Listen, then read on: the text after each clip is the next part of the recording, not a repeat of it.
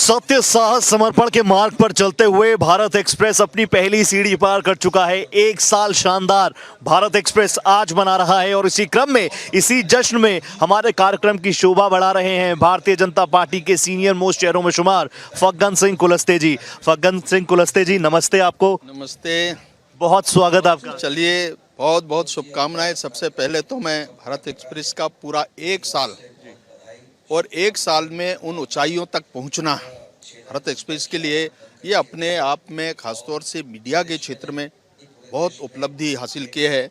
मैं तो शुभकामनाएं देता हूं और निरंतर उन ऊंचाइयों को छूने का प्रयास करे भारत एक्सप्रेस चैनल, यही मैं शुभेच्छा देता हूं मैं। और आगे आने वाले भविष्य के लिए भी कि जितना आप आगे बढ़ेंगे उतना समाज का, देश का तरक्की होगा और उस पर आपका योगदान इस चैनल का हो, सरकार के कार्यक्रमों में उसकी भूमिका हो, ये अपेक्षा मैं करता हूं। और पुनः एक बार फिर बहुत सफलतम 1 वर्ष कम समय में इतनी उपलब्धि प्राप्त करना मैं शुभेच्छा देता हूं, शुभकामनाएं देता हूं।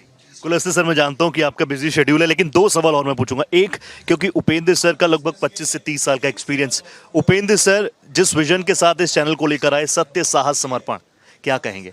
देखिए, मैंने इसलिए कहा कि उनके इतने पुराने अनुभव और उस अनुभव का लाभ भारत एक्सप्रेस चैनल को लाए, ये अपने आप में एक बहुत बड़ी उपलब्धि है।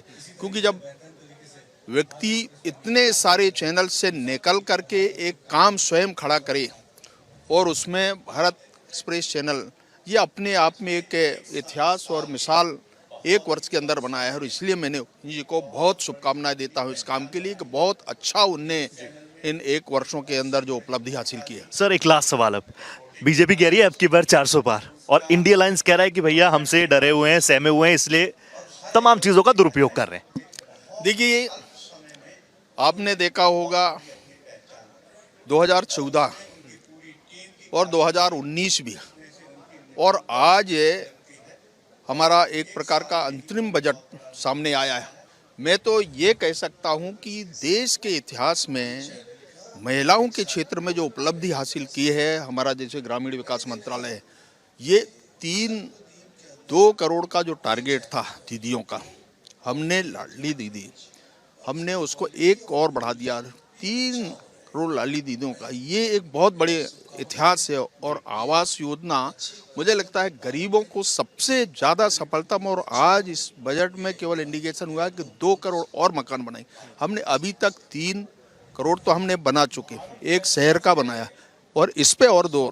तो ये बहुत बड़ी उपलब्धि है मुझे लगता है रूरल क्षेत्र के लिए, और इस देश की तरक्की में बहुत बड़ा योगदान है। Thank you so much sir. तो ये थे फग्गन सिंह कुलस्ते साहब, बीजेपी के सीनियर मोस्ट शहरों में शुमार, जो सीधे सीधे आश्वस्त हैं। कैमरा पर्सन रमेश राय के साथ मैं रोहित पोखरियाल, भारत एक्सप्रेस।